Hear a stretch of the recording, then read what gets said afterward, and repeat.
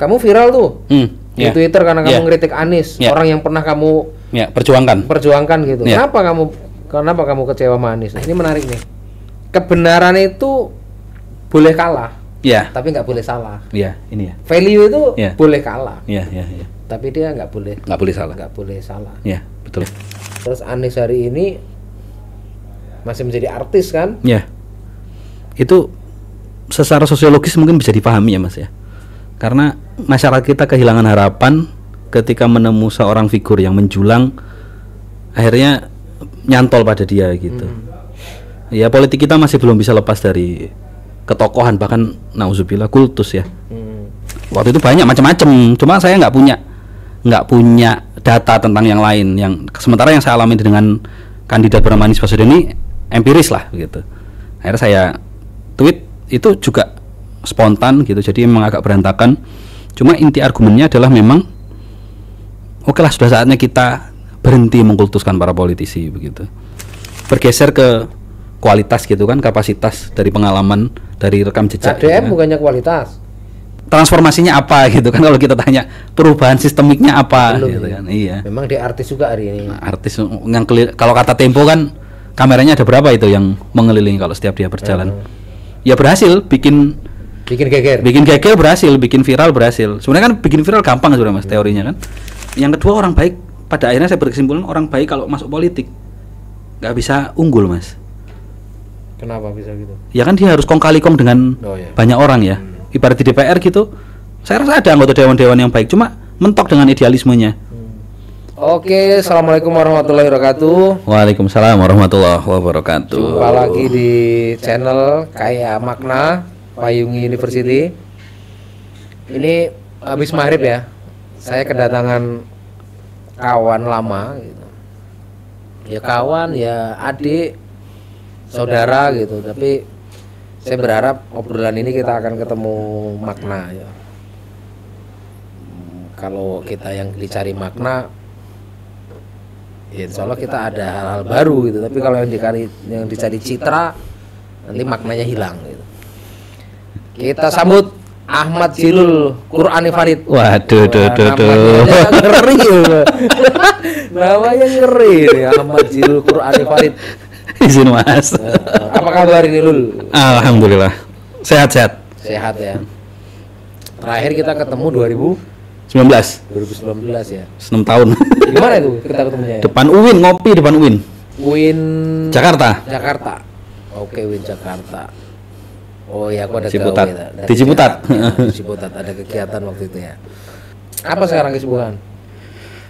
Saya sekarang apa ya? Kesibukannya mendampingi seseorang ya yang terus berjuang di balik layar dengan nilai begitu. Dengan nilai, ya. Sambil ya merintis apa yang bisa dirintis.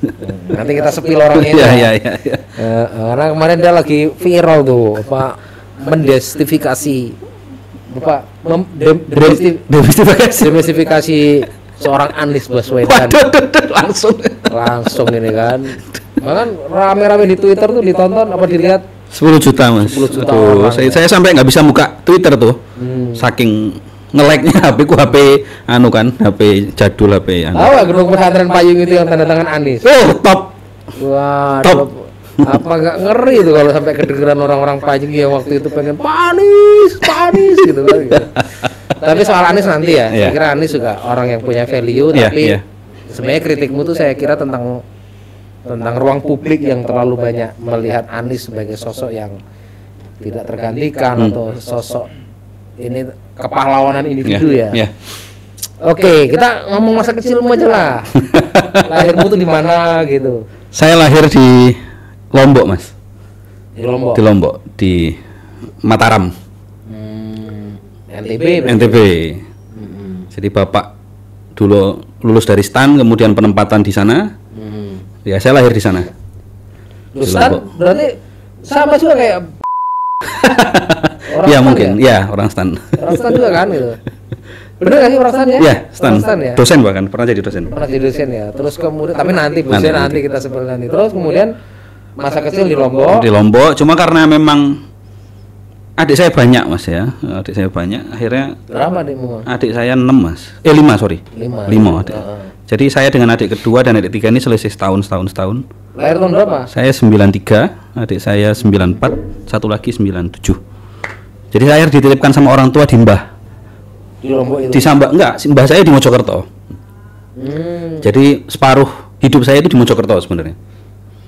Dari kecil SD. Jadi di Mojokerto bosen kan, kangen orang tua, ya pulang dulu, sekolah setahun di Mataram. Terus sudah mulai pengen jadi visi bapak saya itu agar saya punya pendidikan yang baik ya. Pikiran beliau pendidikan baik ya di Jawa gitu. Gitu. Sementara waktu itu belum banyak sekolah-sekolah swasta Islam kayak sekarang nih kan, SDIT itu kan nggak ada. Jadi kalau sekolah baik ya di Jawa, akhirnya ya udah kalau bisa lulus itu ijazahnya ijazah Jawa gitu. Tapi bapak pindah-pindah ke Lombok, ke Gorontalo, terakhir itu di Balikpapan. Jadi Kalimantan. Terakhir beliau wafat di Kalimantan. Nah, kalau rumah? Di Balikpapan. Nah, dulu punya rumah di Lombok, dijual, sekarang beli rumah di Jogja, di Bantul.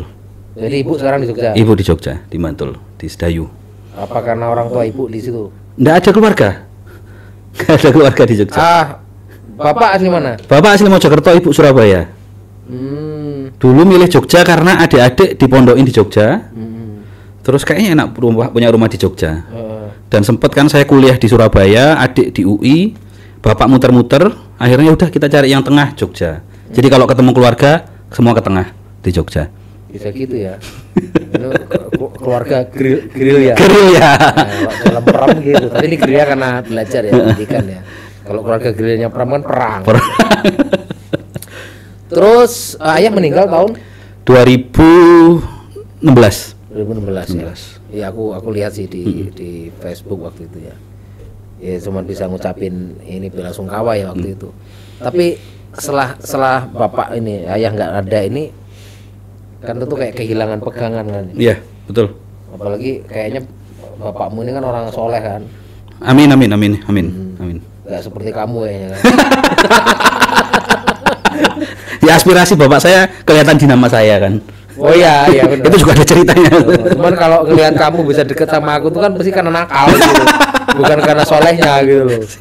Jadi aku bisa deket sama anak-anak aneh-aneh dulu waktu di organisasi itu sebenarnya karena ada pikiran nyelenehnya. Iya. Aku nggak mau nganggap kamu soleh itu. Siap. Tapi bukan berarti orang nggak soleh itu nggak megang nilai kan. Ini yang penting kan gitu. Soleh itu apa ya? Ya sesuatu kesolehan tuh kadang saya sih ngeliatnya ritual. Makanya ada soleh sosial, ada soleh ritual. Dan tadi kita sholat maghrib berjamaah, mudah-mudahan masih soleh ritual lah kan. Siap, masih ada yang dipegang. Nah, tapi itu nggak cukup. Iya, harus ada sambungannya sama nilai. Semuanya sama nilai gitu. Terus kemudian kuliah di Surabaya, di UNER. Kuliah ambil HI di UNER. Dulu punya cita-cita jadi diplomat, punya aspirasi ke sana. Gara-gara waktu masih idealis ya. Oh, setelah itu akan jadi diplomat gitu ya. Iya, itu diracuni almarhum bapak sih karena ada Pak Leknya bapak itu diplomat gitu. Alumni apa tuh waktu dulu namanya sekolahnya? STSN, Sekolah Tinggi Sandi Negara gitu lah, Sandi Negara, terus jadi atase di mana gitu. Punya aspirasi ini kamu kayak mbah itu jadi diplomat gitu. Meskipun akhirnya meleset sangat jauh ya.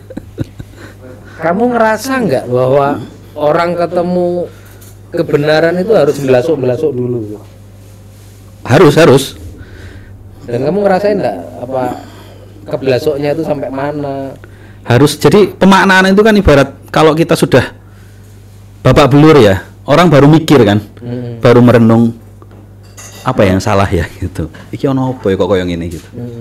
Kayaknya harus begitu. Manusia itu kadang caranya Gusti Allah berbicara dengan kita kan seperti itu ya. Yang saya pahami. Nggak harus ketemu orang baik terus, artinya tuh untuk menjadi baik itu nggak harus ketemu orang baik terus ya. Karena kan kalau cocok. Karena kan kalau ibarat kita ketemu orang baik harus dituturi, tapi kalau nggak sampai ke sanubari ya, nggak sampai ke sanubari, nggak meresap ke jiwa tuh ya keluar kuping kanan masuk kuping, keluar kuping kiri ya.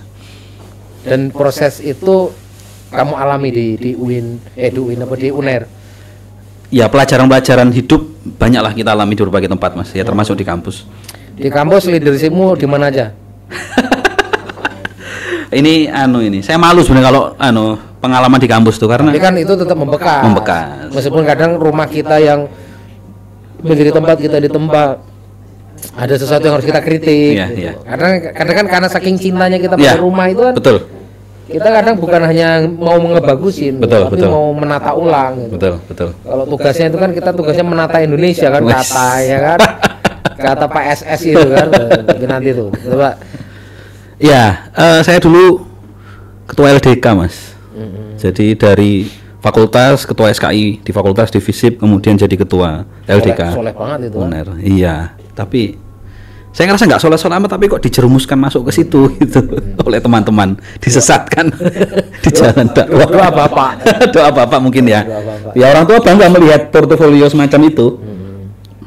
Jadi kalau ketemu tuh nggak nanya gimana kuliahnya tapi gimana dakwah, kontribusi dakwahnya. Kalau orang tua begitu. Terus LDK, terus ngebem aktif di BMSI ya. sampai jadi ketua BEM-nya. Ya, istilahnya Jadi kamu tarung dong Unair itu. istilahnya ketua. Jadi perut kok bunyinya apa laporan ini ya, terus lanjut. Istilahnya ketua 1 ya, bukan ketua umum ya. Saya nggak yang bertarung, tapi saya di belakang layar. Oh. Di belakang layar yang mendorong kawan saya ini menang, terus akhirnya teman saya bilang, udah semua urusan eksternal BEM kamu yang pegang gitu. Termasuk urusan BMSI, urusan banyak hal. Dan namamu itu menjual kan memang. Menjual Majilul Qur'ani Farid itu kan kalau orang namamu siapa gitu kan, itu namanya aja menggetarkan. Menggetarkan. Iya. Itu Bapak ngambil dari Mas, kitab-kitab kalau ada gerbek teroris gitu kan, teroris digerebek. Itu nemu kitab itu Mas. Densus itu nemu kitab itu. Namanya kitab Ma'alim Fitorik. Tulisan Said Qutb. Iya. Judul bab pertamanya itu Jilul Qur'ani Farid. Memang kalau Said Qutb memang udah underground banget kan. Secara jihadis itu underground banget dia tuh. Banyak menginspirasi berbagai sekte. Betul. Lalu kemudian di kami juga. Ya, berkami ya saya muridnya Mas Dharma lah kalau di kami. Kalau di kami kadang kejengkelannya sama. Iya. Kemuakannya sama. Oke. Tapi nggak usah dibahas kaminya. Organisasi ini memang susah jadi besar. Iya, betul. Karena pikirannya nggak pernah besar. Betul. Terus kemudian lulus berapa tahun tuh di UNER? ini juga hal yang cukup pahit untuk diungkap ya. Saya itu menyelesaikan skripsi itu 6,5 tahun, skripsi baru selesai itu. Itu sudah siap, wah lulus akhirnya lulus itu kan. Daftar yudisium dari akademik, Mas SKS-nya kurang 1 bil Mas. Jadi saya itu 143 SKS, kan 144 ya SKS ya. SKS 143. Lah apa mata kuliah apa yang nggak diambil? Nggak ada, tapi memang nggak jangkep. Loh, kok bisa gitu? Nggak jangkep 144 gitu. Saya juga nggak tahu. Karena mungkin saya kan waktu kuliah sering kena cekal gitu kan. Jadi saya dulu anti nitip absen Mas. Itu prinsip saya pegang, aku nggak nitip absen. Wah itu nilai itu, value itu. Mending saya kecekal lah gitu sekalian gitu. Saya nggak nitip absen kalau saya nggak bisa di kelas. Oh banyak akhirnya kena cekal, nggak bisa ikut ujian kan. Akhirnya nilainya E, nggak kehitung di SKS gitu. Itu akhirnya bikin SKS saya nggak jangkep. Nah ini yang maksud saya value yang nggak kelihatan tuh kan keluar nih, nggak mau nitip absen. Siap. Ini kalau suruh ngurus BUMN Pertamina kayaknya kan agak mending gitu loh, nggak mungkin ngoplos BBM. gitu, tapi value bukan untuk urusan itu ya, value untuk urusan karakter kita sendiri ya. Terus kemudian akhirnya lulusnya gimana? Akhirnya jadi kan 6,5 tahun skripsi, yudisium nggak lolos. Saya karena kita sudah berjuang banget tuh Mas skripsi itu Mas. Jadi saya skripsi itu dipanggil sama dosen tuh bikin program intensif menyelesaikan skripsi, ngumpulkan anak-anak yang lulusnya telat-telat. Setiap hari ditunggu Mas dari pagi sampai sore untuk kerjain skripsi selama 2 minggu. Keren banget dosen itu ya. Luar biasa. Namanya Mbak Irma. Mbak Irma dulu beliau pakar lingkungan, HI lingkungan lah. Itu alhamdulillah dibantu beliau akhirnya saya bisa lulus. Tapi ya itu akhirnya nggak lulus tuh, nggak tembus. Saya tinggal karena udah ngerasa, aku harus berjuang tapi kok nggak tembus. Ya udahlah aku tak kerja aja karena waktu itu bapak sudah sedo ya, bapak sedo dan saya harus cari pegangan segera ini. Minimal saya nggak ngerepoti ibu ya, saya nggak ngerepoti ibu. Syukur-syukur kalau saya bisa bantu. Kehilangan ayah itu seperti berumah di atas angin. Merasakan itu ya. Banget mas. Apalagi saya anak pertama itu ekspektasinya kan besar. Adik-adikmu harus 5 lagi. 5 mbok ayomi, mbok tanggung dan gimana. Sampai sekarang itu masih jadi hal yang terus saya perjuangkan lah. Terus akhirnya lulus? Nggak lulus mas. Saya nggak megang ijazah. Saya cari kerja. Saya itu yang dosen manggil itu 3 tahun setelah saya sidang skripsi mas. 3 tahun setelah saya melalang buana kerja di mana-mana. Jadi setelah saya itu 9 tahun setengah. 9 tahun setengah kalau dengan jarak wisuda. Dia manggil. Jadi setelah saya putus asa dengan kuliah, saya udah niati wah aku DO lah berarti ya wis rapopo lah. Aku sentok ya HI seenggaknya saya tahu apa gitu. Nggak megang ijazah nggak masalah lah gitu. Saya udah menyelesaikan skripsi gitu kan. Ternyata cegalan-cegalan akademik bikin saya, itu kesalahan saya, tapi ya udah tak tinggal, saya cari kerja. Waktu itu ada rekrutmen jadi reporter radio mas di Surabaya, namanya Radio Suara Muslim. Saya ngelamar, alhamdulillah bisa tanpa ijazah. Dari situlah kerja di situ sampai pernah ada project. Jadi itu radio itu gimana caranya pengen punya media online, saya ambil project itu, saya kerjain, saya jadi pemret akhirnya di situ. Puncaknya sampai saya sempat ditugaskan untuk ngeliput ke Rohingya di Bangladesh Cox's Bazar 2018. Dari situ saya resign, ada project keliling Indonesia mas. APSI. Ada seorang senior, orang dekat Gubernur Jawa Timur yang waktu itu memang menjabat sebagai ketua APSI, Pak Dekarwo, nawarin dia lagi nyari jurnalis yang bisa keliling Indonesia, naik mobil selama 5 bulan, siapa yang mau gitu. Oh, ini kan kesempatan langka. Keliling Indonesia gratis digaji gitu kan. Ya udah saya ambil. Jadi saya naik mobil, saya hidup di jalan selama 5 bulan dari Aceh sampai Papua sampai finish di kantor Gubernur Jawa Timur di itu di provinsi Surabaya. Semua provinsi ketemu 34 waktu itu masih 34 belum 38 di setiap provinsi ketemu gubernur, kalau nggak ada biasanya ketemu wakilnya, kalau nggak ada ya sekdanya, mau wawancara mereka, keunggulan daerahnya apa gitu kan. Kemudian saya tulis, saya kirim ke media partner yang jadi media partner event itu, ekspedisi itu namanya. Itu menurut saya hal-hal yang membawamu pada banyak ini ya, cerita dan ketemu tadi, ketemu kebenaran tuh belasuk-belasuk tadi. Betul. Ngelihat gimana tata kelola pemerintahan ya, ngelihat gimana ketimpangan ya nyata gitu kan dari provinsi ke provinsi gitu kan. Ya ngelihat gimana eksploitasi alam, ngelihat apalagi kalau kita mulai ke timur gitu kan, itu ngelihat ada yang menarik. Waktu saya ke Papua itu saya berusaha sebisa mungkin untuk tidak berfoto dengan orang Papua. Itu yang saya tahan-tahan sama teman-teman. Ngapain foto sama orang Papua karena dia seorang Papua gitu. Dia kan manusia gitu. Iya.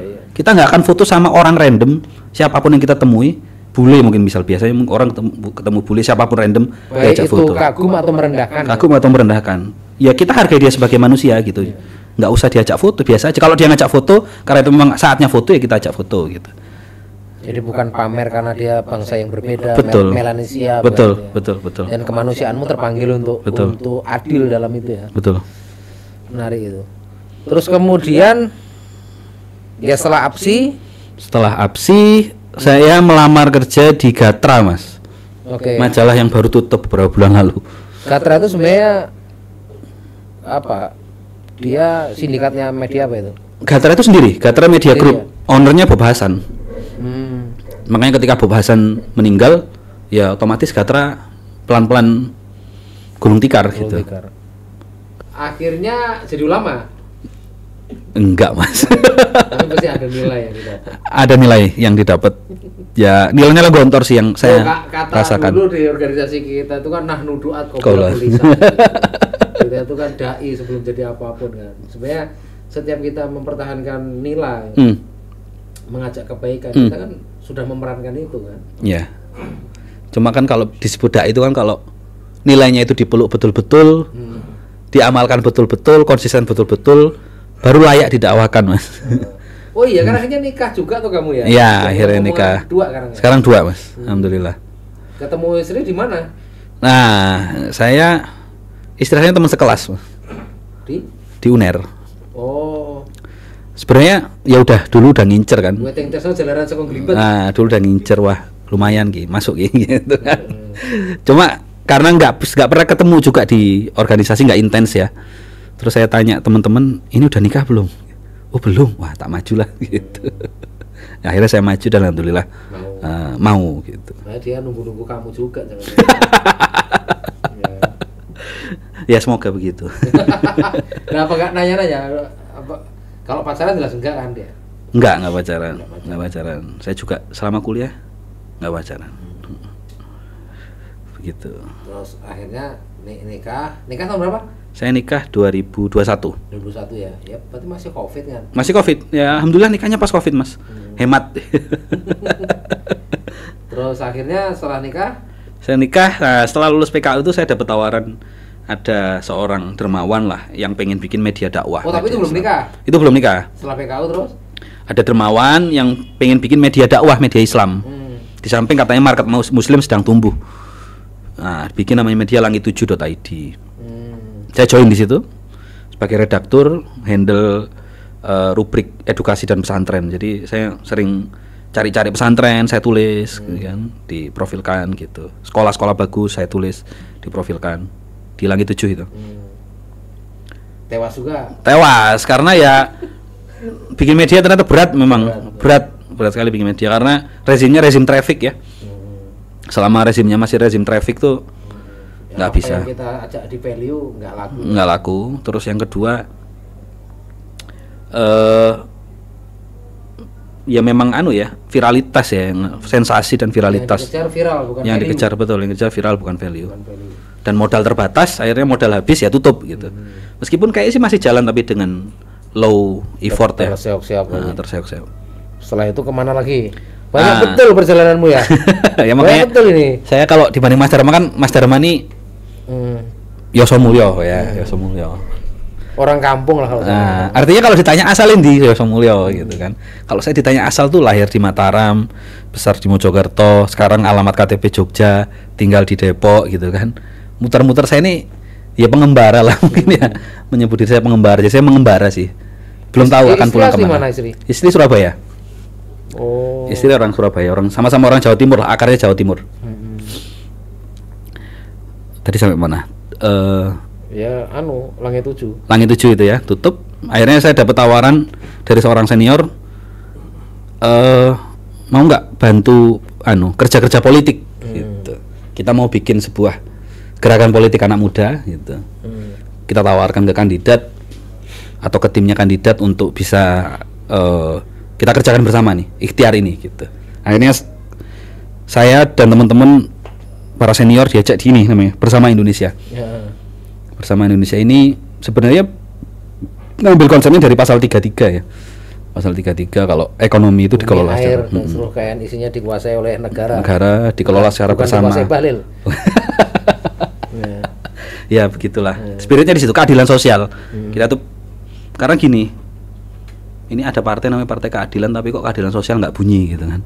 Sejahtera enggak, adil enggak? Nah, ada dua partai namanya Partai Keadilan kan, Partai Keadilan Persatuan, Partai Keadilan Sejahtera. Tapi kok nggak ada partai yang berani, seenggaknya membunyikan minimal, kalau nggak memperjuangkan minimal bunyi aja lah. Keadilan sosial itu dibunyikan itu nggak ada. Akhirnya kita sama teman-teman, ayolah kita bunyikan terus keadilan sosial. Terutama waktu itu teman-teman berusaha merangkul ideologi keadilan antar generasi namanya Mas. Ini ideologi lingkungan sebenarnya. Kalau alam dirusak terus-menerus, dieksploitasi terus-menerus, apa yang kita wariskan kepada generasi mendatang? Jadi faktor pertimbangan kebijakan publik itu harus ada mikir generasi mendatang. Nah itu ternyata kita coba exercise di keuangan ya, di fiskal juga masuk, yang jangan merusak pondasi fiskal gitu. Kita masukkan di pendidikan juga masuk, artinya warisan untuk generasi mendatang ini harus lebih baik gitu. Akhirnya ya langkah politikmu ketemu jalan ya. Ya, ketemu. Karena kan sebenarnya kamu di BMSI juga berjejaring teman-teman nasional banyak kan. Betul. Jadi artinya sekarang kamu akan di sini kan mengaktifasi jejaring nasionalmu kembali. Betul. Jadi network itu benar-benar sangat penting dan bisa menjadi akselerator kita dalam bergerak. Bersama Indonesia ini akhirnya ya ngaktifasi Ahmad Udin Syam, dikontak lagi teman-teman. Betul. Ada ini. Iya, betul. Ada yang mau, ada yang nggak mau. Ada yang mau nggak mau. PMC lah, kami lah, terus RK lah, macam-macam itu dan ya macam-macam. Rumah kepemimpinan emang udah nasional ya? Rumah kepemimpinan nasional, Mas. Ada di karena sekarang memang setengahnya hybrid ya. Jadi terbuka untuk mahasiswa dari kampus manapun, cuma ya online. Kalau asramanya memang nggak nasional, hanya ada di kampus-kampus besar di Jawa. Di Unair, di UI, UGM, ITB, Unpad, IPB, Unair, ITS, UNS, udah itu. Dan alumni rumah kepemimpinan diaktifasi juga ke sini ada? Ada yang ya, ada yang enggak. Karena kalau rumah kepemimpinan ini meskipun berangkatnya dari satu warna, tapi begitu ucul ini sudah. Iya, itu konsekuensi. Iya, konsekuensi. Politik nggak bisa diatur-atur. Gitu. Betul. Tapi intinya di Bersama Indonesia ini akhirnya kenalan sama siapa aja? Di Bersama Indonesia ya saya ketemu, karena yang ngajak ini senior UI ya. Saya ketemu orang yang punya pikiran yang sangat filosofis dan strategis, namanya Pak Rahmat Yananda namanya. Bisa dicari, dia alumni sejarah kalau nggak salah UI, tapi dia jadi pakar branding kota. Banyak kota-kota yang dia bantu untuk branding. Tapi branding itu cara dia mengintervensi policy sebenarnya supaya pencitraan itu memaksa kepala daerah itu untuk benerin daerahnya betul-betul gitu. Itu dilakuin gitu. Nggak cuma sekedar ngecap gitu kan. Terus saya ketemu namanya Mas Ivan Ahda. Ivan Ahda ini memang penggerak, dia orang yang bergerak di FIM, Forum Indonesia Muda, merintis itu FIM. Ada senior saya Bang Bahtiar. Banyak lah. Ketemu teman-teman juga, teman-teman muda yang kita himpun, dan itu ekosistem yang cukup enak. Secara kekeluargaan tuh dapat, kerja politik nyambung. Cuma karena memang event politiknya terbatas, sekarang sedang mencari bentuk lah kira-kira apa yang mau kita lakukan ke depan. Jadi kita dulu sempat menyebut diri kita startup politik. Startup politik. Jadi tempat ya kalau mau bikin namanya laboratorium, karena nggak metodologis dan saintifik, ya kita namakan startup aja lah. Produknya apa? Nah, kita sempat bikin produknya namanya Amin Muda, sempat kami bikin. Itu jaringan relawan nasional, anak muda yang memang kerjanya kerja elektoral, karena banyak anak muda ini sentuhannya itu sentuhan-sentuhan gimmick ya, sentuhan-sentuhan media sosial. Konversinya gimana ke suara, itu yang kami pikirkan waktu itu. Nggak mungkin kita nggak bisa ngukur nih, views itu belum tentu menjadi voters gitu kan. Menang jadi trending topik itu nggak gimana cara yang konversi ke voters. Itu kami cari cara untuk bisa. Alhamdulillah kami bikin 100 lebih lah chapter Amin Muda di daerah. Ya, termasuk di Brengsewu ada si Albab itu. Ya, ada. Muda itu. Iya. Itu Amin Muda Lampung apa? Amin Muda Lampung. Ya. Jadi alhamdulillah ketemunya teman-teman yang frekuensi di daerah-daerah, mereka punya idealisme. Karena memang kita sejak awal sudah declare ini bukan proyek ya gitu. Ini nggak ada anggarannya. Ada tapi ya pantese bisa tergelar event, tapi Anda nggak dapat apa-apa gitu. Kita sudah state dari awal. Jadi yang memang mau proyekan di Pilpres itu banyak yang mental juga akhirnya. Karena ini perjuangan. Bukan Betul. Bukan tempat cari hidup dulu gitu. Ya, betul. Tapi bukankah itu juga spekulasi itu?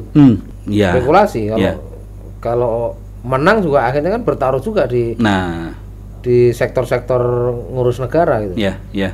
Betul. Memang pertaruhannya itu kan kalau orang sudah berkuasa itu kan baru benar-benar diuji ya. Kalau udah megang uang, kekuasaan, itu kan baru ketahuan kan. Tapi kalau memang masih, jadi ngajak berjuang itu sebenarnya lebih mudah daripada ngajak berkuasa. Kalau ngajak berjuang itu orang sudah tahu ini berjuang. Kalau berkuasa katanya berjuang, tapi di belakang kita nggak tahu ngambil atau enggak. Kenapa ya kita belum sampai pada level sebuah sistem di mana yang direkrut adalah para talenta yang punya kapabilitas gitu. Integritas, kapasitas. Kalau jejaring kan kamu nggak usah diajarin, kamu manusia politik. Ya. Ini abot pertanyaan, aku tuh rada mikir ya. Ya saya kalau ngelihat orang-orang politik itu kan awalnya patah hati kan, gitu kan, masuk ke politik. Termasuk itu masuk ke politik praktis ya di Pilpres kemarin itu agak praktis kan. Itu juga agak panjang istikharahnya ini, tak ambil apa enggak gitu kan. Tapi ayolah jadi sarana pembelajaran. Harapannya masih ada celah-celah yang bisa kita masuki. Cuma saya meyakini memang dalam ada apa namanya, ada gium ya, bad times create strong men kan, strong men create good times create weak men. Pasca reformasi itu good times, demokrasi mulai tumbuh gitu kan, ekonomi mulai membaik, orang-orang pinter juga udah mulai muncul gitu kan, demokrasi bebas. Tapi ada pembacanya namanya partai politik tuh. Yang pengkaderannya memang nggak kuat. Tapi dia memang ruang tampilnya di situ. Betul. Rekrutmen kepemimpinan lewat situ semua. Itu nggak sempat reformasi kan? Sebenarnya ada kader tapi banyak yang mau politik mungkin. Nah, bisa jadi karena memang satu takut katut gitu kan. Yang kedua orang baik, pada akhirnya saya berkesimpulan orang baik kalau masuk politik nggak bisa unggul, Mas. Kenapa bisa gitu? Ya kan dia harus kong kali kong dengan banyak orang ya. Ibarat di DPR gitu, saya rasa ada anggota dewan-dewan yang baik, cuma mentok dengan idealismenya. Pak, ini ada kutipan dari Pak Mahfud ketika ngomong ke seseorang yang idealis. Pak Mahfud itu bilang, Pak sampean terlalu idealis, nggak bisa dapat apa-apa di politik gitu. Jadi karena politik kita ya, kalau kata Harold Laswell, ini semua anak ilmu politik itu selalu menggunakan kutipan itu. Politik itu adalah who get what, when and how gitu kan. Jadi siapa dapat apa, gimana, bagaimana. Ya berebut, semua orang berebut. Ya karena memang orang politik harus sadar untuk merebut kekuasaan kan. Betul. Cuma kan dia harus tahu kekuasaan setelahnya itu mau dikelola seperti apa ya. Nah itu yang maksudnya, pertanyaan saya kan kembali ke situ. Kita kok nggak bisa menemukan talenta ketika kekuasaan ada pada posisi yang sudah ada gini, lalu kemudian dimensi untuk merekrut para talenta gitu. Kenapa ruang talenta ini kok nggak terbuka gitu loh di negara kita gitu. Karena gini, ini aku melihat sisi lain Soeharto ya Mas ya. Kadang pemimpin itu harus tahu lemahnya di mana sehingga dia bisa mengajak orang lain yang punya keunggulan untuk mengisi kelemahannya itu. Sayangnya pemimpin kita ini gumede semua kan. Adigang, adigung, adiguno semua. Sekarang kayak jadi Soeharto semua. Ya, nah masalahnya segumedenya Soeharto Mas. Soeharto itu mau memanggil para mafia berkelit. Ya, meskipun ya kita terlepas dari pro kontra efek negatif setelahnya, dia merasa bodoh mungkin ya di ekonomi gitu kan. Dia panggil mafia berkelit ya. Cari pakar-pakar itu. Cari pakar Wijoyuniti Sastro, kemudian banyak tokoh-tokoh itu, Emil Salim dan sebagainya. Dia mau ngikut dan denger dan susunkan gitu kebijakannya dan jadikan eksekutor. Kita kan, saya kalau dilihat warna kabinet hari ini kan kayaknya kok mending Pak Harto ya. Manusia politik semua, orang partai semua, teknokratnya nggak ada. Kadang ya itu mungkin karena otoriter ya. Di Cina juga mungkin mereka lebih leluasa manggil teknokrat karena otoriter juga. Kalau udah demokrasi gini, koreksinya adalah orang saling berebut gitu kan. Itu persis Kwi Kian Gi bilang gini kan, orang-orang hebat kita ada di Bappenas. Ya. Tapi ketika memunculkan orang jadi menteri, tahu-tahu menterinya nggak sekolah di situ, nggak ngerti di situ, tahu-tahu ngambil keputusan. Gitu. Betul. Jadi kita dipimpin oleh orang yang tidak tahu apa-apa, padahal kita punya ahli-ahli banyak di Bappenas. Gitu. Betul. Itu alasan kamu kemudian ikut istilah Jokowi cawe-cawe ini kan. Cawe-cawe sedikit tipis-tipis lah. Jadi sekarang Amin Muda kan udah kalah kan? Iya. Kalah lah ini. Lalu Bersama Indonesia ini apa poin-poin penting yang kamu dapat dari Bersama Indonesia ini? Ya pada akhirnya memang harus masuk partai ya. Di politik tuh nggak bisa kalau mengintervensi kebijakan melalui diskusi, nggak masuk gitu, nggak bisa. Kalau nggak partai? Belum ada sayangnya Mas. Gerakan harusnya gerakan, betul. Mungkin nggak tahu ya, saya berimajinasi politisi-politisi yang berintegritas itu bikin island of integrity gitu, bikin kaukus bersama lah. Seenggaknya mendorong, kalau hal-hal yang bagus nggak bisa didorong, minimal itu evidence based gitu, minimal teknokratis. Jadi kelihatan gitu salahnya di mana, ruang yang bisa dikoreksi di mana gitu kan, manggil pakar siapa, minimal itu. Kalau sekarang kan teknokratnya cuma dijadikan pemoles saja biar kelihatan seolah-olah ada policy briefnya, seolah-olah sudah bagus kayak ya Sri Mulyani misalnya. Ya. Saya itu kan melihat transformasi seorang Sri Mulyani Mas. Sri Mulyani dari seorang, kita tahu orang kan sebenarnya masih banyak yang ngefans Sri Mulyani ya, dengan rekam jejak dan di masa kritis dia betul. Di masa dia bisa bikin sesuatu sebenarnya, di masa SBY kan, banyak hal yang dia buat, dia bikin terobosan di masa Jokowi awal-awal, tapi kesini kan dia hanya jadi garansi dari pasar ya. Kayak cap stempel aja sekarang. Cap stempel aja gitu. Kalau ini udah, dan ya dia mau mengikuti itu, saya juga. Mungkin karena faktor umur apa ya? Betul, betul. Ada idealisme yang akhirnya tidak bisa diperjuangkan lagi gitu. Bisa jadi. Bukankah itu juga sering terjadi pada aktor-aktor yang kita lulukan gitu? Ya, banyak.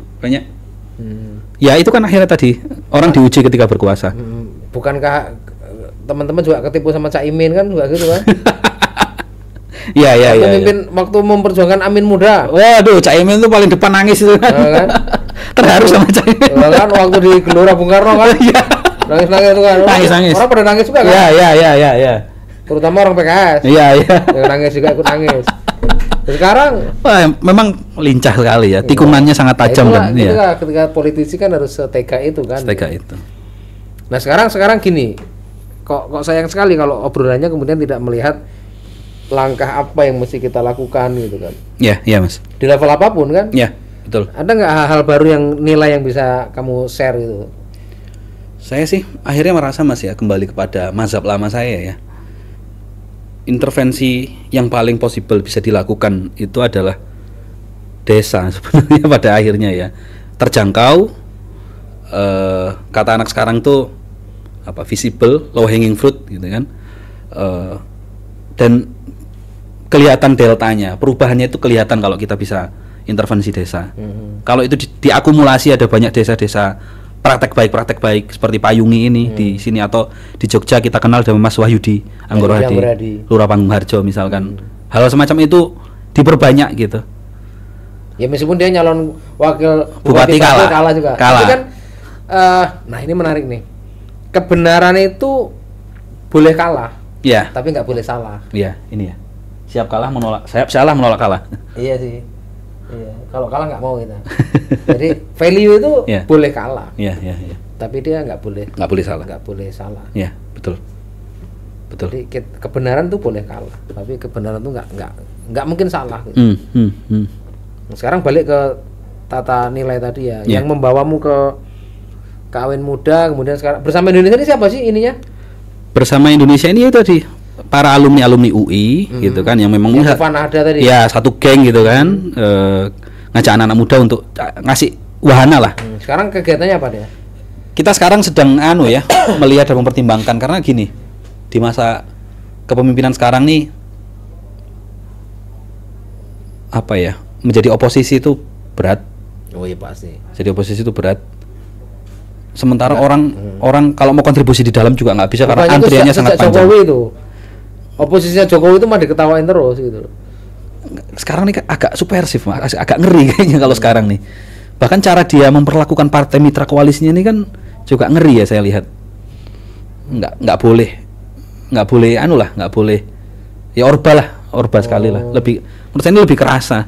Jadi teman koalisi aja sekarang juga pada diem ya. Pada diem, nggak berani. Yang penting bisa kerja, bisa dikasih ruang aja. Betul. Ini kan kita lihat pemerintah berkali-kali bikin kesalahan yang dikoreksi sendiri oleh presiden kan. Terakhir masalah Aceh kemarin. Oh iya. Kemudian LPG, Raja Ampat, apalagi banyak. Itu kan nggak ada leadership berarti di situ. Kalau dipimpin Anies bukannya sama nanti? Nah, ini masuk Anies berarti. Nggak, artinya kan Prabowo kemarin kan yang paling rivalitas menurut saya Aniesnya. Kalau Ganjar tuh ya saya kira nggak jauh beda lah dengan Jokowi ya. Bahkan mungkin distingsinya nggak jelas lah. Tapi yang berani, misalnya nggak tahu lah, karena buktinya 2 orang lawan 1 orang, menang 1 orang kan. Terus Anies hari ini masih menjadi artis kan? Itu secara sosiologis mungkin bisa dipahami ya Mas ya. Karena masyarakat kita kehilangan harapan ketika menemu seorang figur yang menjulang, akhirnya nyantol pada dia gitu. Ya, politik kita masih belum bisa lepas dari ketokohan, bahkan nauzubillah kultus ya. Ya boleh lah kita peduli pada tokoh boleh gitu. Tapi mengkultuskan ini kan bahaya. Betul. Seperti siapa kemarin, Heri Sutrisna tuh yang dulu vokalisnya Homicide Bandung tuh. Bandung Bergerak itu dia bilang seharusnya kita sekarang mulai kurangi kepahlawanan. Karena mungkin Bandung waktu itu ya mengeluhkan Ridwan Kamil dan hari ini Ridwan Kamil seperti ini kan, Ahok, Anies kan gitu, betul. Jokowi kan gitu. Betul. Kira-kira dalam mata batinmu sendiri sebagai orang yang lama di politik kan? Nggak lama Mas. Lama lah, karena kamu berprosesnya kan sejak dari kamu memang manusia politik kan? Iya. Di PEM, di rumah kepemimpinan, di organisasi gitu, bahkan belajar di keulamaan, keliling Indonesia APSI, itu saya kira cukup lah untuk membekali itu, dan kamu punya standar nilai lah untuk diajak siapapun, dan kamu akan pasti yang dikejar nilai bukan kultus gitu.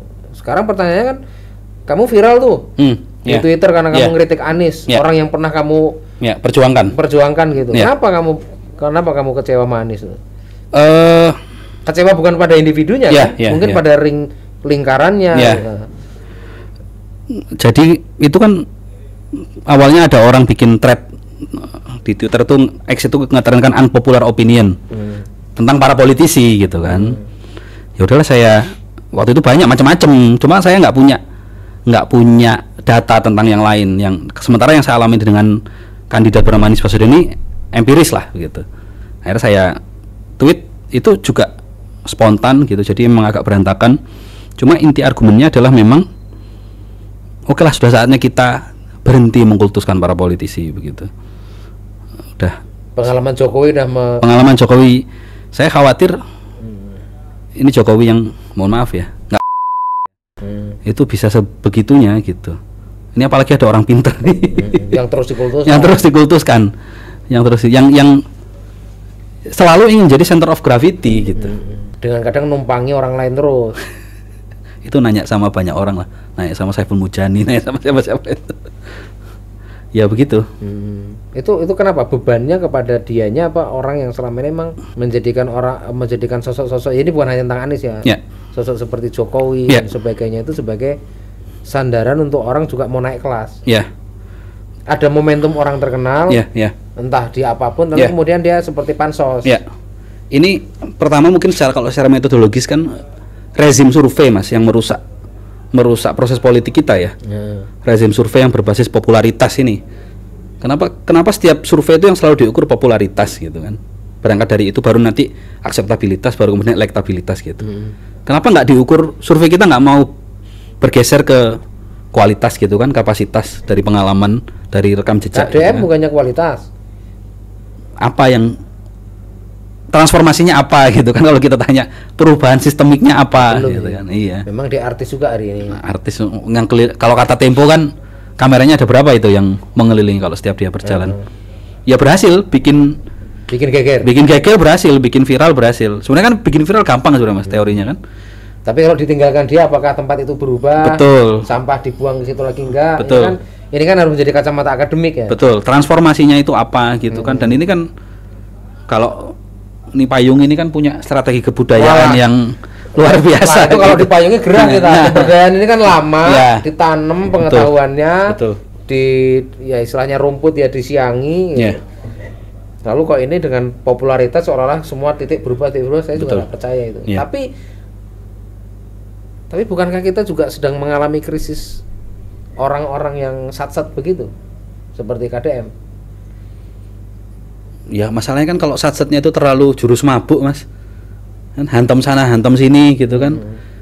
Jadi politik kita buruknya di situ ya.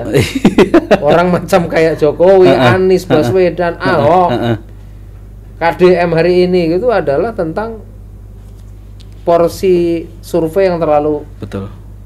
Harusnya kadang kan kebijakan itu kan bisa dilihat ya skalanya. Kadang saya sudah mulai menyimpulkan lawannya populis adalah sistemik kadang. Untuk mengintervensi sistem ya dalam kebijakan publik itu ada banyak hal yang harus dikorbankan, nggak instan, nggak kelihatan gitu kan. Tapi suatu saat kita akan melihat, oh iya benar kayak kayak gitu. Dan saya merasa gini ya, apa yang saya gerakan kecil kami ya di tengah kampung seperti ini tuh, kami jangan sampai menjadi kultus orang. Jangan sampai ada Nabi Dharma dari sini. Nah, saya pengen nolak ada Nabi Dharma karena ini tentang perjuangan banyak orang. Siap. Ini. Betul, betul. Dan di level nasional kan kita butuh itu ya. Iya. Kita butuh banyak Hatta, Mas. Nah, aku kok ngelihat Hatta tuh saya ada di mentormu. Mentor ya. Saya butuh belajar tentang itu kepada mentormu itu tentang three sector leadership itu. Jadi ada berapa orang nih ketika kemarin berjuang di sini dan kayaknya dia berseberangan ya sekarang sama Sedang. Ya karena kan proses sudah selesai dan setiap orang kembali ke kehidupannya, urusannya masing-masing kan. Permusuhan enggak lah ya, tapi permusuhan enggak lah. Tapi mungkin fan-fannya yang kadang ya mungkin kayak saya sebagai fannya ini dan sana sebagai fannya itu gitu kan. Jadi kamu bukan fansnya Anies? Saya tuh waktu Pilpres tuh selalu ngomong kemana-mana Mas kalau dikasih mic ya, saya bukan diehard Anies Baswedan gitu, atau saya bukan loyalis Anies Baswedan, tapi kamu pernah di panggung sama Anies kan nanya itu kan? Iya, saya loyalis perubahan gitu, kemana-mana saya ngomong gitu. Cuma kayaknya ini dalam di desa Anies mana tuh kamu ngomong itu? Oh, saya nggak ngomong desa Anies itu, saya nanya. Di desa Anies kamu tampil kayaknya? Ya, desa Anies itu sebenarnya saya nggak masuk skenario untuk nanya itu waktu itu, karena last minute. Tapi saya nyalain flashlight kan, saya gini-gini kan kelihatan mencolok, akhirnya dilihat sama itu, suruh maju. Meskipun pertanyaan saya berusaha bertanya tertutup, saya tuh pengen ngukur ya, ini politisi atau memang intelektual. Pertanyaanmu apa itu? Saya nanya, saya pengen yes or no tentang satu, revisi undang-undang KPK, yang kedua tentang undang-undang Cipta Kerja. Yes or no gitu. Nah, karena saya ingin melihat, kalau intelektual pasti jelas lah yes or no-nya. Hitam putihnya jelas kan kalau intelektual ya. Ya ternyata memang beliau politisi begitu dan memang sangat berhati-hati dan nggak mau menjawab biner yes or no. Beliau jawab ya dengan retorika beliau lah. Nggak yes semua ya. Ya nggak terlalu yes dan nggak terlalu no. Jadi ya itu kan politisi ahlinya begitu ya. Mampu main aman dan bersayap ya. Saya selama jadi wartawan pun ngerti gimana anatomi omongan-omongan politisi kan untuk menenangkan, seenggaknya wartawannya tenang dan nggak nanya lagi gitu. Iya, karena dia juga resikonya nanti kalau terlalu ngelawan. Betul. Tapi itu bukan satu sumber kekecewaan pada Anies lah. Ya itu cuma aja, ngetes aja sebenarnya kan. Ngetes aja. Cuma ya kekecewaannya sih. Ini kecewa pada sikap Anies sebagai metafor ya, bukan betul. Anies sebagai individu ya. Betul. Secara personal beliau orang yang sangat baik lah. Maksud saya tim-timnya yang kadang lebih norak. Ya. Menutupi pintu kritik kepada Anies. Betul. Mungkin ada tim yang kemudian hanya nyenengin Anies. Betul. Gitu. Itu kan karena memang politik kita sama-sama nggak dimulai dari penyamaan nilai ya, sama-sama. Ayolah nilainya kita samakan bareng-bareng gitu kan. Bukan, akhirnya banyak penumpang gelap tadi. Ya, banyak free rider, betul. Di setiap proses politik. Terus akhirnya apa ini? Poinnya gimana tadi dari pertanyaanku tadi yang mentormu ini loh. Ya, saya kan setelah Pilpres kemudian saya bergabung dengan sebuah lembaga bernama Institut Harkat Negeri ya. Sebuah NGO yang memang fokusnya pada leadership dan ada warna-warna MTI-nya karena memang dirintis oleh mantan-mantan orang MTI. Ada leadership dan good governance di situ. Saya gabung di situ ya. Masyarakat Transparansi Indonesia. Masyarakat Transparansi Indonesia. Dulu kantornya juga sempat menempati kantor MTI IHN ini kan. Sempat melanjutkan kantor. Secara MTI ini siapa yang ngedirin? MTI ini kan didirikan oleh banyak orang sebenarnya kan, oleh anak-anak muda yang idealis, mengajak para tokoh-tokoh yang juga idealis. Jadi effortnya sebenarnya dari anak muda. Termasuk ya mentor saya ini dengan para koleganya mengajak para tokoh. Waktu itu banyak sebenarnya mencari mercusuarnya siapa, akhirnya ketemu mercusuarnya dan tepat sekali bernama Mr. Clean ya, Pak Mari Muhammad.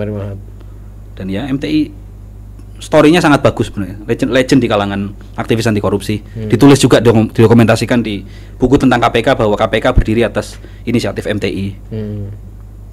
Itu MTI. Terus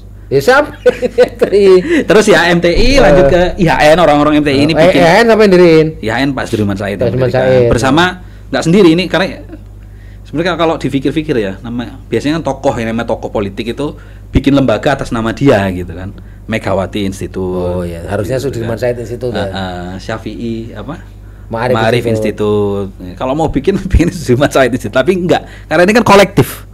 Banyak orang itu gitu. Menunjukkan dia tidak mau populis ya. Sangat tidak mau populis. Meskipun kebijakannya ngeri-ngeri dia tuh. Waduh, iya bener. Pernah bubarin Petral, terus habis itu pernah minta saham, ngelawan. Itu Setnov kan dewa sekali di dunia itu. Tapi kan kalah Pak Sudirman Said ya. Ya kalah tapi nggak salah ya semua. Ini loh, aku butuh kayak gitu loh. Pak Sudirman Said ini emang kalah, tapi dia nggak salah gitu loh. Dan orang kan nggak banyak tahu ya kiprah beliau waktu apa namanya tsunami Aceh. Ya betul. Itu BRR itu juga berangkat dari aktivis MTI mas sebenarnya BRR itu. Mengolah dana triliunan dia ya. BRR itu jadi gini, ada sebuah praktek bagus yang bisa jadi case study dan harus diulang barangkali. Inisiatif masyarakat, inisiatif CSO didorong ke kebijakan dan jadi. Satu KPK, MTI oleh MTI, dua BRR juga oleh MTI sebenarnya. Jadi bahkan BRR itu sempat mengantor di kantor MTI di awal-awal ketika belum turun teken dari presiden kan, dari SBY dan belum keluar SK-nya itu sempat di MTI. Bahkan cerita-ceritanya itu ketika berangkat ke Aceh itu ya masih nombok sendiri ketika bencana itu terjadi gitu. Sampai akhirnya alhamdulillah ketemu juga mercusuarnya lagi ini bernama Kuntoro Mangkusubroto, orang yang sangat luar biasa. Itu ada sebuah quote menarik mas dari Pak Kuntoro ketika dia mendarat pertama kali di Aceh dengan beberapa staf BRR. Beliau bilang, "Ini lihat situasi sekitar kita. Ini hanya Tuhan yang bisa bikin begini. Dan yang mengembalikannya hanyalah Tuhan juga yang bisa. Dan kita di sini ingin menjadi tangan-tangan Tuhan. Kalau Anda kotori tangan Anda dengan berbuat buruk, korupsi, ngentit dan segala macam gitu, ya nggak bisa karena Anda akan jadi tangan Tuhan gitu untuk membenahi semua kerusakan ini gitu. Jadi Tuhan nggak akan menolong kalau tangan kita kotor gitu." Itu Pak Kun itu ngomong begitu di hadapan stafnya ketika pertama kali mendarat di Aceh. Dan alhamdulillah story BRR menjadi story yang luar biasa itu di dunia, bahkan termasuk akhirnya jadi BNPB kan, metamorfosanya sekarang. Oh, jadi BRR itu sikalnya BNPB. Dulu belum ada BNPB kan? Ada BRR, terus pemerintah merasa perlu ada badan yang mengelola bencana begitu. BNPB ini. BNPB. Oh, dari situ ya. Dan tangan dingin Pak Sudirman Said. Betul. Yang kemana-mana selalu bersama dengan Pak Kuntoro begitu. Ya mentor beliau. Sebenarnya waktu 2014 kan banyak menteri dicoret KPK itu ya. Oh ya itu juga. Ini kenapa nama Pak Sudirman ini bisa masuk itu? Ya karena kan rumah beliau di KPK ibaratnya kan. Kawan-kawan beliau di KPK begitu. Dan beliau punya pengalaman di sektor energi kan, di Indika, kemudian di Pindad kan senjata. Di Pertamina juga. Pertamina pernah ya. Pernah gitu kan. Dan akhirnya dilihat oke ini pas, apalagi koar-koarnya Jokowi waktu kampanye 2014 itu kan berantas mafia migas gitu. Jadi misinya emang itu, dan misinya selesai juga beliau entah motifnya apa menyingkirkan mafia migas, katanya mafia baru atau gimana, tapi setelah mafia migasnya hilang, beliau juga hilang gitu dari peredaran politik. Gimana tuh Jokowi itu? Sekarang PSS aktif ya keliling? Ya, beliau mungkin sedang juga membangun kampung halamannya mas. Di mana? Di Brebes, Brebes Tegal. Brebes Tegal, beliau punya kampus, bukan punya ya. Mendirikan. Jadi yang menarik dari IHN ini ya, karena IHN ini sebenarnya saya maknai sebagai ekosistem orang-orang teknokratis yang punya value ya. Jadi ketika punya misi mengelola apapun tuh alhamdulillah berhasil gitu. Nah, pernah suatu ketika setelah Pilgub Jateng itu ada orang yang menawarkan untuk mengelola sebuah kampus politeknik di Tegal yang kampusnya cukup bagus. Akhirnya dikelola kampus itu, dan sekarang kalau kita googling Poltek swasta terbaik di Indonesia itu ada di Tegal, Politeknik Harapan Bersama namanya. Ada lagi satu sekolah tinggi namanya Sekolah Tinggi STEMIK Tegal, itu juga dikelola oleh orang-orang ya ekosistem IHN ini. Ya karena PSS itu memang sejak awal memang profesional sih ya. Betul, dan memang nature-nya pendidik ya. Karena memang beliau dosen STAN. Jadi sejak kan beliau dosen STAN, pernah jadi rektor Paramadina, pernah ngajar di Universitas Pertamina. Dan ya nature-nya pendidik, jadi selalu nggak bisa jauh-jauh dari dunia pendidikan. Dan sekarang sedang mau merintis sebuah universitas. Jadi dua kampus ini mau di merger dan bertransformasi jadi sebuah universitas. Enggak, ceritamu tadi kan dia ini kan dia kesini kan karena ada kegiatan PMI ya. Oh iya. Tapi kan di tengah PMI dia nitipin ada bedah buku yang tadi buku kamu kasih ke aku itu. Aku herannya dia kok magerin ponakannya nggak boleh ikut ya. Aduh, itu cerita apa enggak? Dia punya ponakan tau di sini. Iya. Jangan bikin kegiatan sama ponakan. Dia kok sangat barrier ya sama keluarganya. Jadi memang ya beliau sangat memisahkan hal yang publik dan privat ya. Jadi urusan publik nggak boleh dibawa ke privat, urusan privat nggak boleh dibawa ke publik. Sampai ponakannya takut mau masuk ke diskusinya Pak SS ya. Dan ya beliau melarang keluarganya juga untuk terlibat terlalu jauh di politik. Bangun karir yang benar sampai orang mau manggilmu. Gitu. Ya, proven dan orang mencari gitu. Rata-rata beliau mendidiknya anak dan keluarganya begitu. Dan itu sering ngomong ke kamu sendiri. Sering, bahkan termasuk ketika terpilih menjadi menteri, itu beliau ngomong ke keluarganya. Kalau setelah ini kita akan hidup lebih susah daripada sebelumnya gitu. Waduh. Itu ya kayak gitu. Kepilih jadi menteri itu malah ngomong ke keluarga, setelah ini kita hidup lebih susah daripada sebelumnya. Soalnya tadinya gajinya tinggi kok malah jadi menteri. Wah, asli Mas. Jadi sebelumnya kerja bahkan di Pertamina itu gajinya berapa digit. Di Indika itu lebih. Di sektor migas itu kan sektor yang lah ya. Basah dan penghasilannya luar biasa. Jadi menteri gaji pokok tinggal 19 juta gitu.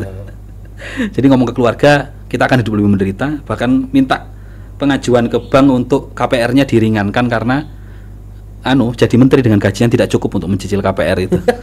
Itu minta tolong ke bank itu. Masih ada ya kayak gitu ya. Ya tapi banyak teman. Banyak ya. Banyak orang-orang Indonesia banyak. Perlu dicari yang semacam itu memang Mas, dirangkai jadi sebuah nggak cuma satu yang menonjol tapi league of integrity gitu ya, liga integritas. Supaya dia tidak jadi kultus baru. Nggak jadi kultus baru. Jadi sehingga siapapun yang muncul itu memang atas sebuah kepentingan kolektif gitu. Iya, gitu. Nggak ditunggangi oleh satu kepentingan. Kita itu adalah individu yang sebenarnya hidup untuk bersama kan gitu. Betul. Dan kita adalah orang-orang di sekitar kita ya. Jadi kalau kanan kirinya orang-orang yang baik ya kita kan terjaga. Seberapa dekat kamu kenal sama Pak SS? Ya saya nggak lama sih Mas. Saya kan baru bantu beliau itu. Ya sekarang seberapa dekat sekarang ini? Oh, seberapa dekat? Seberapa dekat ya? Ya sehari-hari memang bantu beliau. Aku jengkelnya gini loh.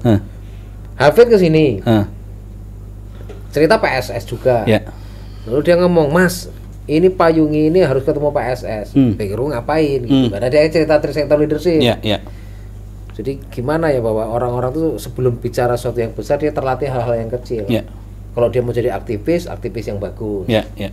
Kalau dia mau jadi politisi yang juga inspiring. Gitu. Betul.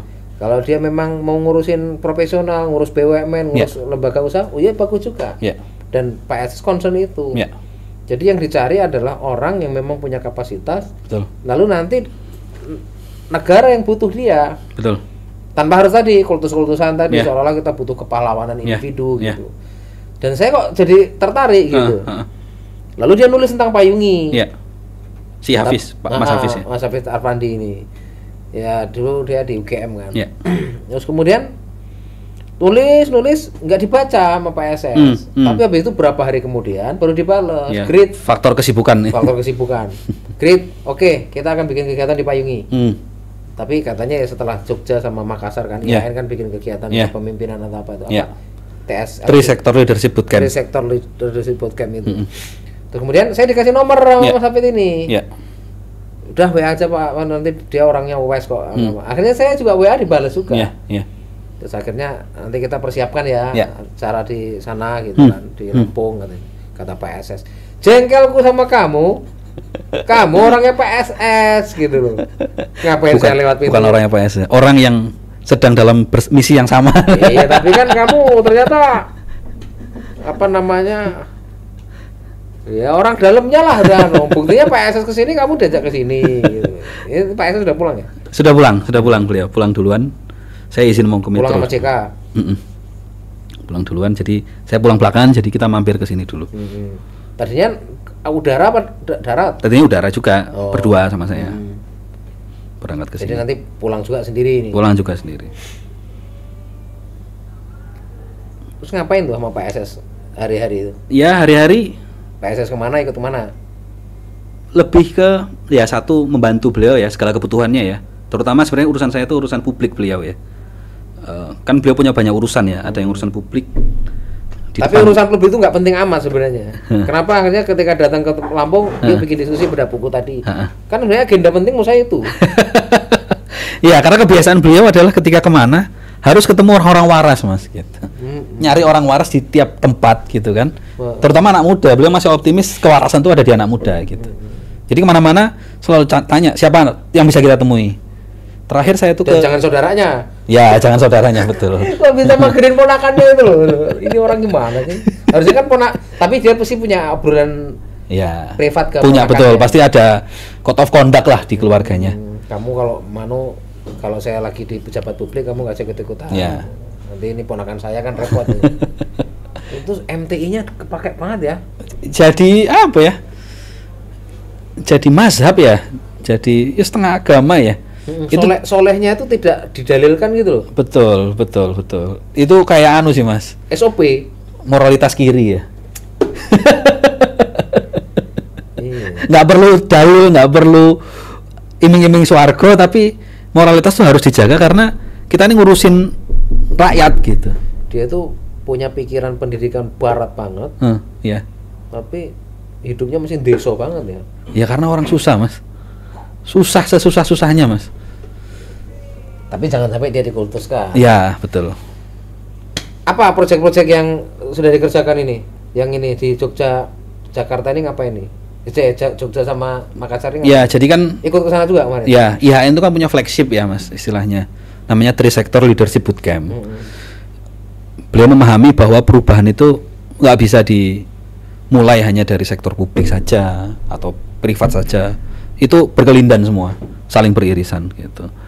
Dan kalau setiap sektor itu nggak diisi orang-orang yang benar gitu kan, orang-orang yang ditempa sejak muda untuk terus menjaga nilai gitu kan, ya itu ntar lama-lama jadi akan hilang tersesat gitu.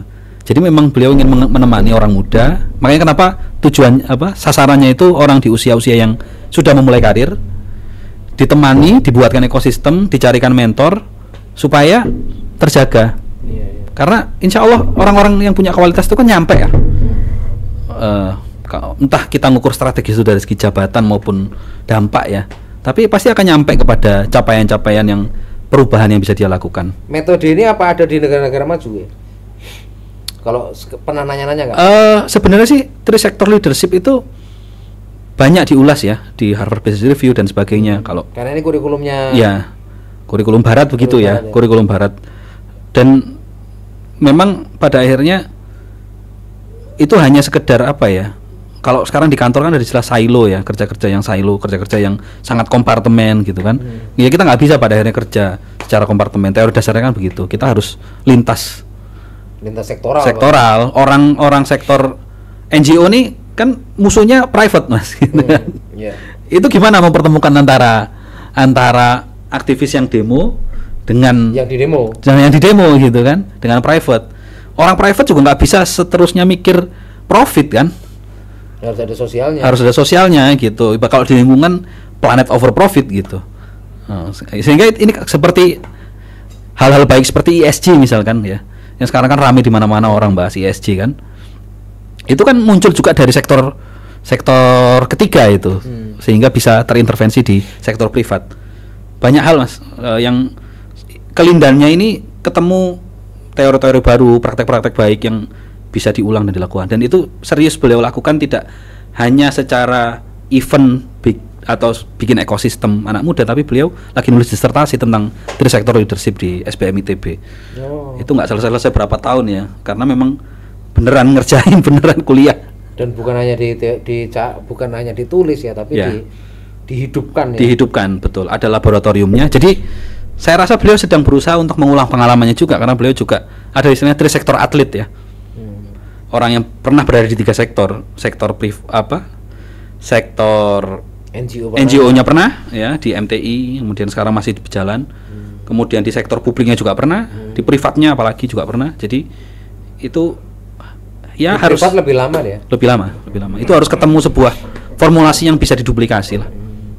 Jadi mau orang kalau sudah selesai di value tadi, ngurus BUMN ya beres. Betul. Jadi pejabat publik ya ganas. Betul. Bubarin Petra loh waktu itu kan. Di NGO emang udah terlatih sejak muda kan. Ya.